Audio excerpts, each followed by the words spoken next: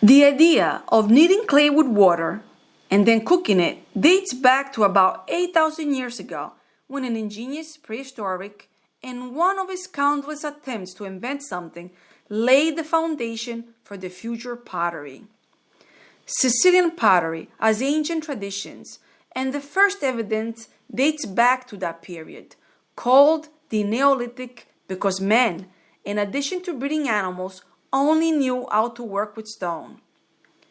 Sicily, the cradle of civilization in the center of the Mediterranean, gave birth to pottery with different colors and shapes depending on the area of the island of production.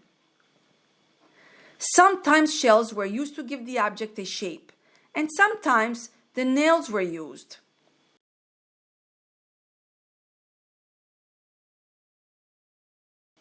Then came the Greeks, and Sicilian pottery, along with everything else, took off: art, ingenuity, military power. Sicily soon dominated the Mediterranean.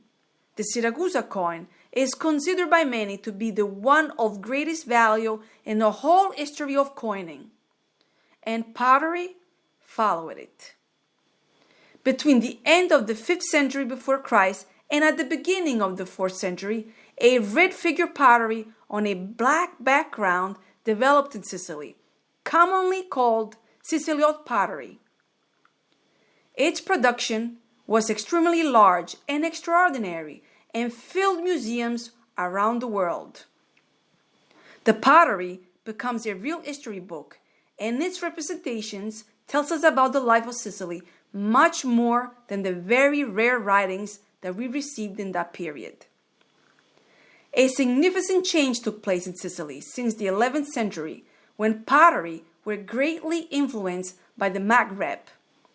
Arab Sicily is a Sicily of prestige, innovation, splendor.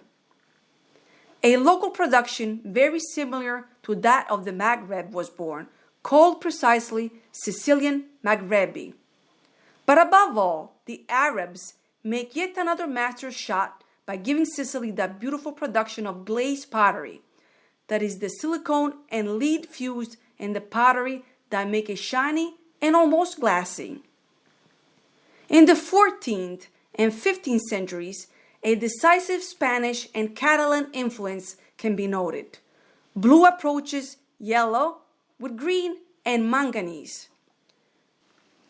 The places in which the ceramic activity developed were the factory with their kilns fueled by wood or branches, with the lathe driven only by the strength of the foot. The primary material, clay, was carried around the towns, transported on the back of an animal. And the story continues to this day with the Sicilian production of pottery, which has always been one of the most beautiful, if not the most beautiful, in the world. Among the most renowned production centers, we mention some. Sciacca. There is evidence of the production of the Sciacca workshops in the Cathedral of Monreale, from which tiles were commissioned in 1498. Some of these were kept at the Albert Museum in London, with decorations such as fruit, ships, animals executed in a dominated polychromy from blue. The albarelli and pharmacy vases of the Saccensis manufacturers are very beautiful. Caltagirone. The pottery traditions of the city, although ancient, seems to have had a great production in the Muslim and Norman times. Also testified by the name of the city, Calat al-Ghiran, or Rocca dei Vasi. In the 15th and 16th centuries, unlike other centers in western Sicily, the production of Caltagirone remained linked to the Catalan and Moorish taste, preferring geometric decorations with a prevalence of blue, but not only, on a white glaze. Burgio.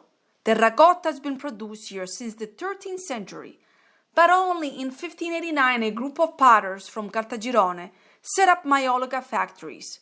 Burgio has remarkable affinities with Caltagirone for the blue colors, with lively touches of green and yellow, with a quick and almost calligraphic style.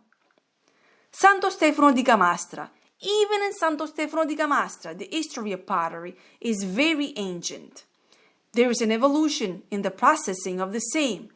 After the middle of the 18th century, when following a rich gentleman, a prince, several master potters and maiolica masters arrived to give their contribution of experience to the local workshops. Trapani. Here too the production of maiolica began towards the end of the 16th century. Characteristic are the albarelli, vases decorated with Gothic motif, such as the peacock tails, the foil leaf and interweaving of an intense blue, and later garlands that enclose coats of arms or emblems. Palermo, city with the port in the center of the Mediterranean. It was the most important base for exports, which included Genoese traders. In Palermo, there were many shops that produced pottery with Renaissance influences and decorations, influenced by the centers of the north. Subsequently, the typical Palermo production was characterized by works decorated with garlands of leaves, trophies and quarters, in the bright colors typical of the flowery style: yellow, ochre, copper green, blue. Collesano. It is one of the oldest Sicilian centers of ceramic processing. The greatest development was achieved in the 1800s, the century of popular ceramic. Hand warmers were produced in the shape of vegetables: cirruolo, pipi, mulingiana. Water bottles: burraccia, cuccedato. Porters: bucale, heater, maretello. Jugs: cannata, cannata culunganno. Cruets: uglia luoru. Colanders, culapasta. Objects all linked to ancient production techniques. The typical colors were straw, yellow, and green. Among decorative motifs applied, we find the bunch of grapes, the nut, different types of leaves, flowers, jellyfish, resting dog.